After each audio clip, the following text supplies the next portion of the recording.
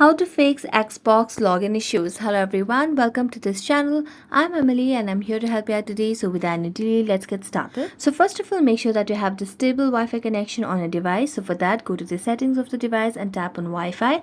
So just make sure that you have the stable Wi-Fi.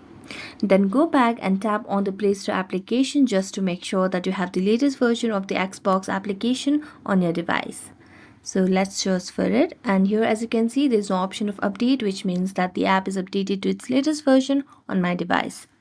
So I'm going to go back and then make a long press on Xbox, then tap on app info. After you tap on app info, you can just see the option of clear data at the bottom right corner of the screen over here.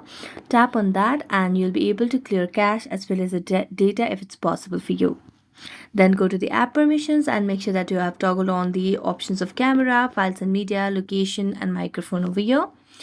Then tap on restarting your device and this problem might be fixed. So thank you so much for watching this video and see you next time.